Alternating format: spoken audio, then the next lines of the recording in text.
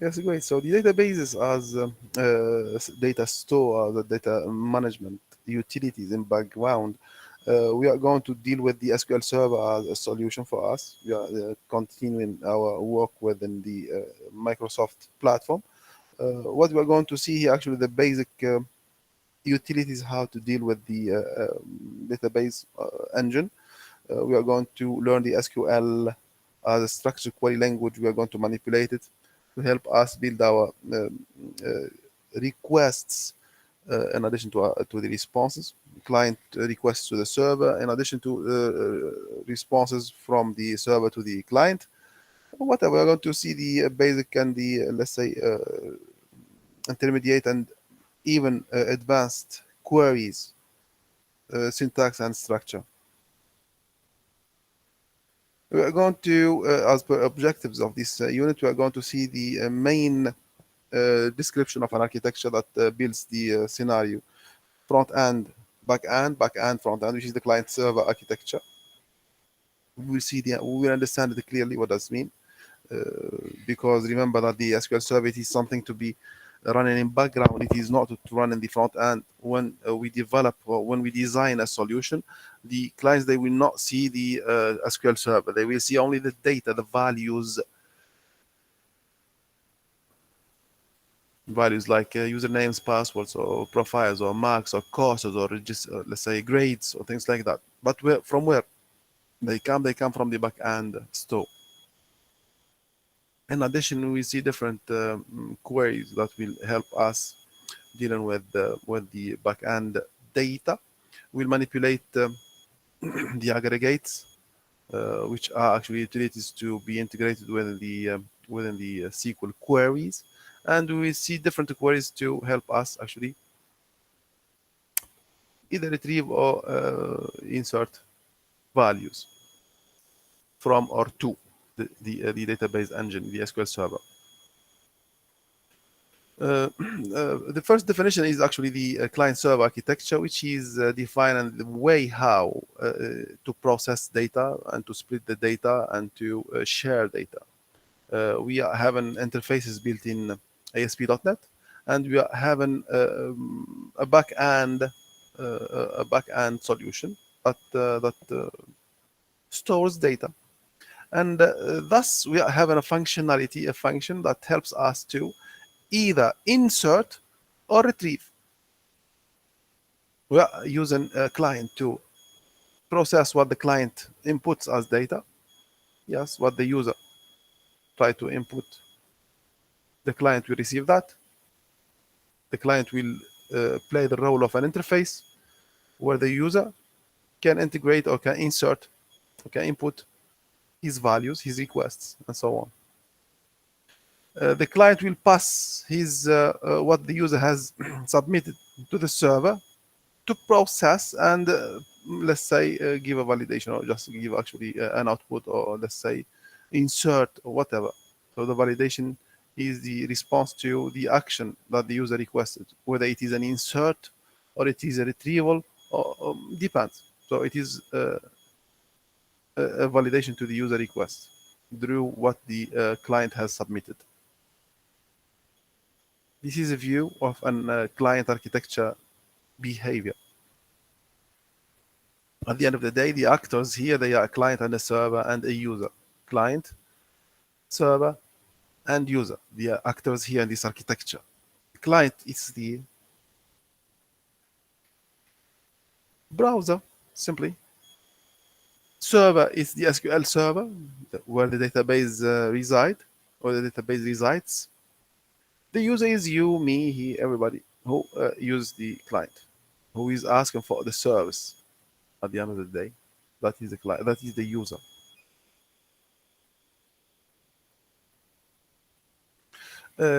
Because of this architecture, only we have an advantage or list of advantages.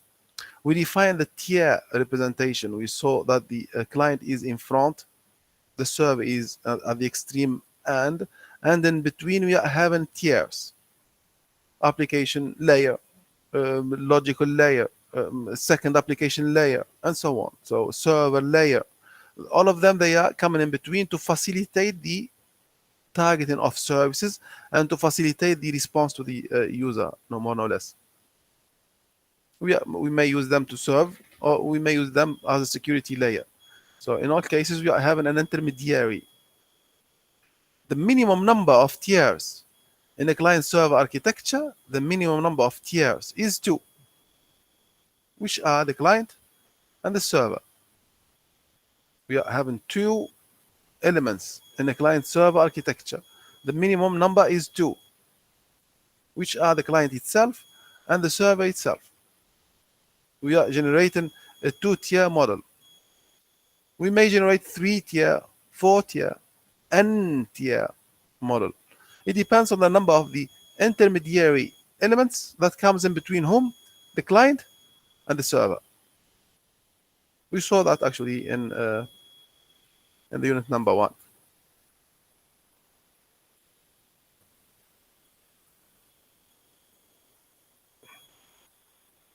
Are you seeing this graph? Yes. Great. So we have this is the client, and we have this is the server where the database resides. This is the server where the database resides, and all what comes in between, they are actually layers. They are tiers. We have the technological layer, which gives us actually the interface to the services over the internet, which is actually supporting the technologies. Layer number 1. We have the web server that understands us and gives us the access through those technologies. Layer number 2. We have the application server to specify which service is required. We have the business logic, which is a layer where we can find group of controls, politics in action to control whom is allowed, who is not, something like that, the access control, something like that. Then after we are having the server where the database resides. So all of them, they are playing here. In this context, we are having 4 layers. Or actually, we are having through the internet. So all what we can specify, it can be playing the role of a tier. But as per this graph, we are having 4 layers. So 4-tier architecture in that graph.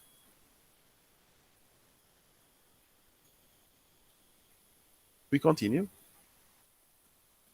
In addition to this benefit here, it's not actually one clear benefit when we say that it is 2-tier or 3-tier or N-tier. But remember that this way we are able to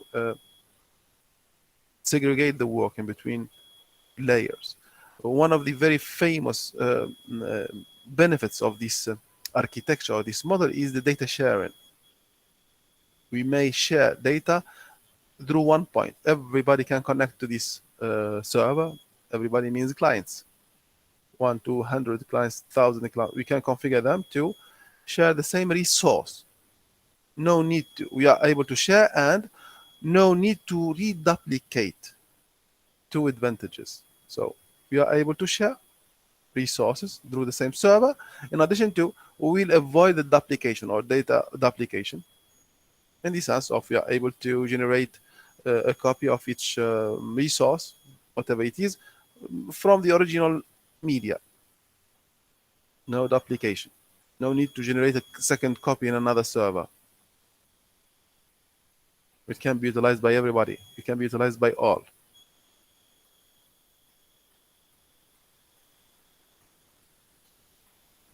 Okay, the SQL Server itself, it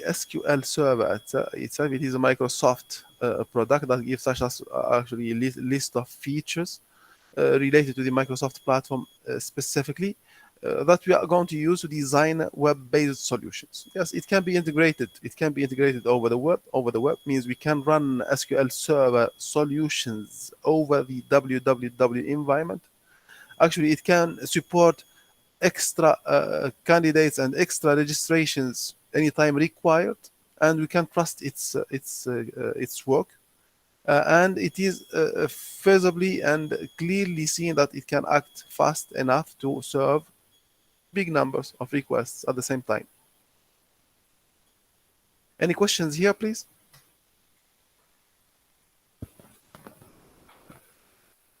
No, Mr. Great. We continue. In this regard, actually, the structured query language, the SQL, it is the unique tool we use to communicate with a SQL Server database. As all databases, we are having to have a tool to communicate with the entities inside a database. So the SQL Server is not deprived from that. It supports the SQL Server, it supports the SQL, the SQL, as a scripting language, as a querying language to interrogate, to help clients interrogate specific databases.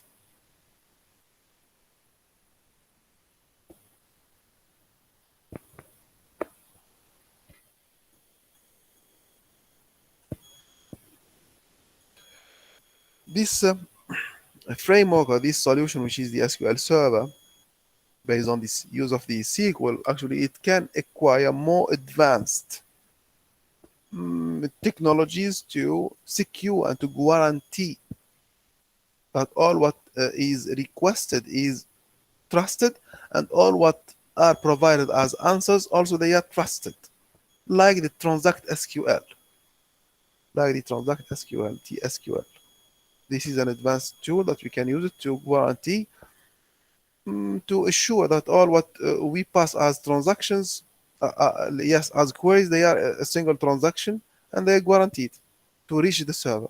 And the vice versa, all what the server generates as response, they are going to be delivered and displayed to the user, to the end user on the client.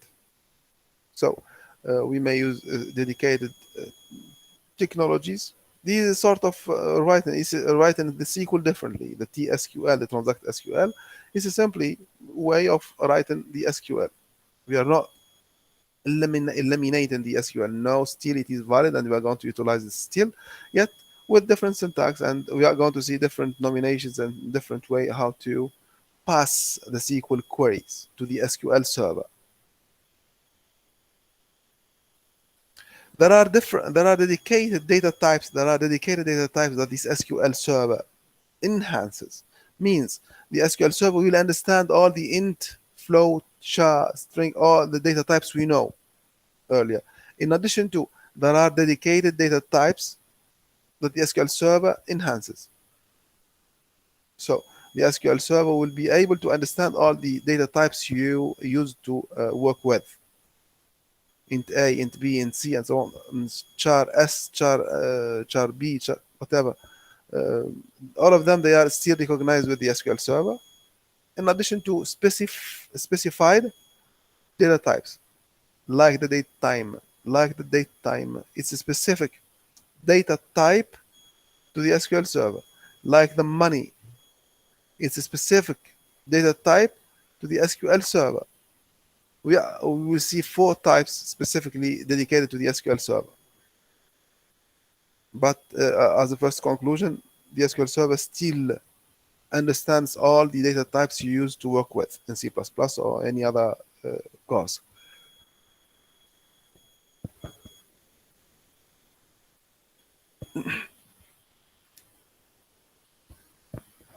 Okay, we are going to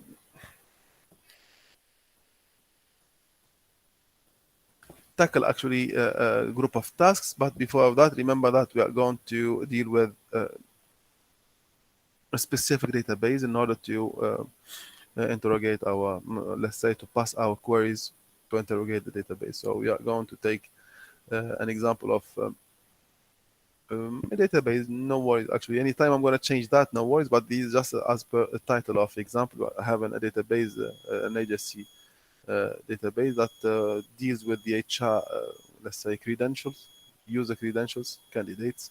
We are having some functions related to those candidates. We are going to interrogate such environment to only build queries for our purpose of learning.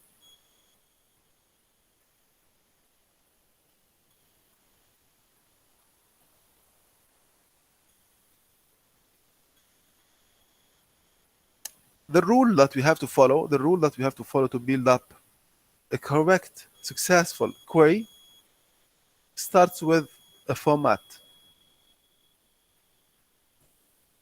Format of what? Format of the output. How we would like to see the output. In a table format, in a phrase, in a word, the format. You have to format the output. And the table is it one with one column, one field, two fields, n fields. You have to format that.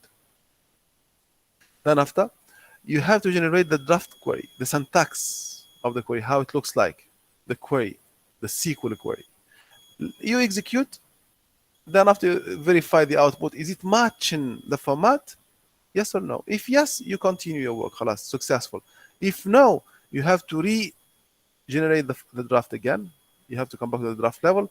Then after you go to the execution and you test again the output until you match the results with the format you expected to have.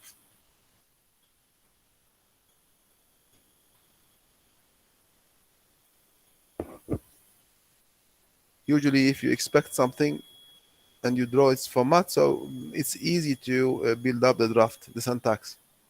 Then after, for sure, actually, in majority of the cases, you'll fall into a success, means you'll succeed in reaching the match in between your output and the your output result, yes, and the pre-expected format.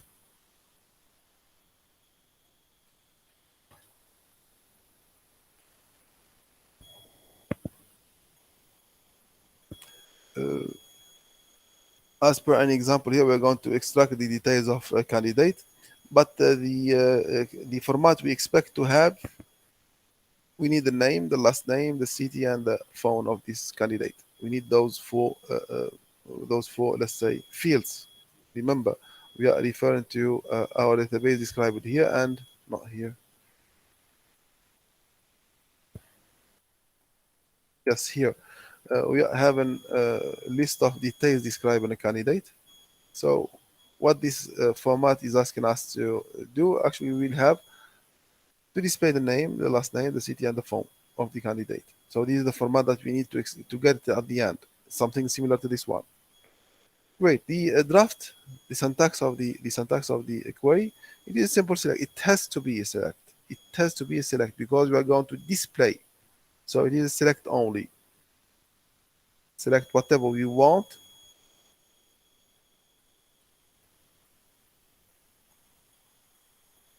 Here it is. So whatever we want as fields. We give the name. From what? From which table we need. Then after, if we have any conditions, were clause. So we have to select from which entity and if we have any constraints.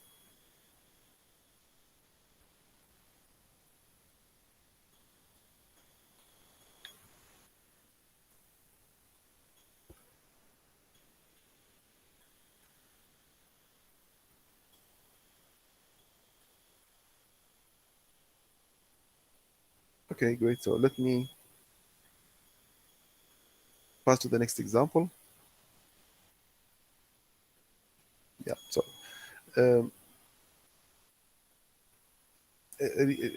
here actually in the example of this draft only, we are going to see the use of the literals. What is the literal? Means the outcome, it's not only to display the name, the last name, the city, and the phone only, but also we are going to give a title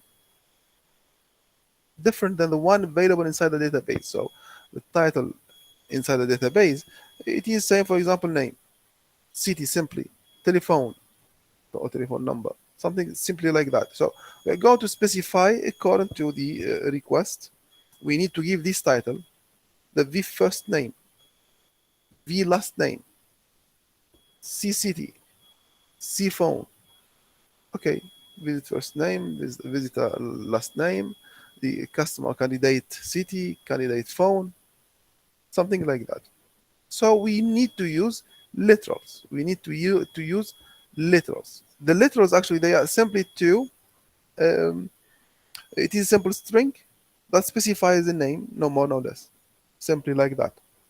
As per the example, the name I'm going to use is the title of the column, the title of the field. It is a string. Yeah, it is a string. So simply it is true. We need to specify them into in between two quotes. Then after you specify the list of those literals if you have them, because in plural, yes, we are required to have four values in your select. Let me find the syntax.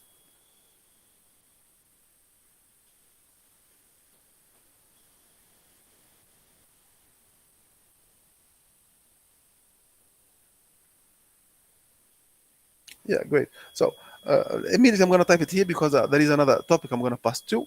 The select, it would be select. I'm going to say the first name equal name, comma, the last name equal, let's say last name, from candidates. There is no word here. There is no word. We have a no word, so I'm going to stop it on top here. What I did here is to respect the name on the table, capital or small, that matches the field in the database, the name in the table that matches the field in the database, and I'm choosing the table to be candidates. Actually, I'm giving the name, supposing that, admitting that table name is candidates, admitting that this is the table name, candidates. So I'm extracting the fields I need. I used only two for just another whatever. I used only two, the name and the last name, from the table candidates, and given the fields titles or headers, which are, the first one is the first name, the second one is the last name, and if I have others, I would pass. I would mention, like for example here, for I passed only two. I want to add the city, so I'm gonna comma c city equals, let's say city simply from the table city. What it comes in left side is the literal we wanted to pass. What comes on the right side is the one and the entity itself. Candidates is the entity name, the table name, where those name, in this example, name, last name, and city are. So in here we have three, but the format here is asking us to implement four. I add the fourth, comma. The fourth is the I believe is the address. This no, it's the phone. It's the phone. So it's the phone. So comma. C phone equal phone or whatever, as per the table inside, as per the field inside the table. Spelling typo. So actually, what I want you to understand here, it's not to build it, but just to bring your understanding, is that the select of the SQL query that is responsible for displaying a value, you are manipulating it to pass literals. And the literals in our example here, they are playing the role of headers or titles to the fields. So the field is the name, but we are giving it a different title.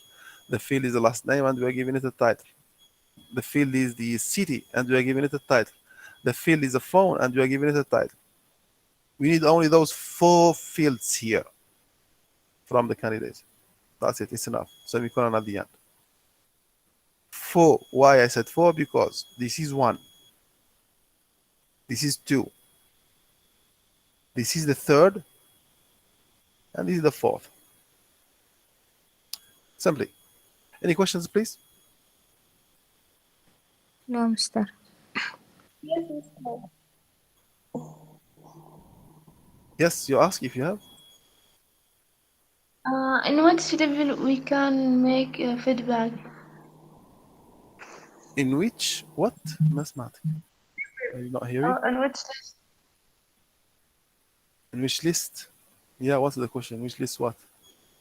Yes, we have 4 lists. 4 level. Here. There are no 4 levels. Here we have 4 fields. 4 fields. Okay, 4 fields. We actually in put the which... suggestion. Yes. The question, we cannot say actually we have to extract 4 fields. No. As per a request here, we are required to extract the name, the last name, the city, and the phone in this format. So we need to get this output. We are required to display this output at the end. We will have here name 1, name 2, last name 1, last name 2, city, and so on. So this is the format we wanted, required by the question. I give you this graph, and this is what you have to get at the end. So you have to build your query based on the draft, based on the syntax, to get this output, let's say this format. So the format here, from where we get it, it's a question I'm asking you to do. The question in the book is asking us to do, or the question in the exam, it is asking you to do. It is not something to understand that we need. No, the question, you read the question, and from the question you'll understand. Either you have it visually like this, graphically. Here it is. This is the graph. So we have to read. This is the. Oh, here we have 1, 2, 3, 4 fields. The field 1 is this one, and so on. So based on this draw here, we will understand that we are required to draw to extract 4 fields. Otherwise, the question will specify if something different. Is it clear, Huda? And everybody? Yes. That's great. I'm gonna call your names. If you hear your name, please say yes. I'm gonna stop the recording also.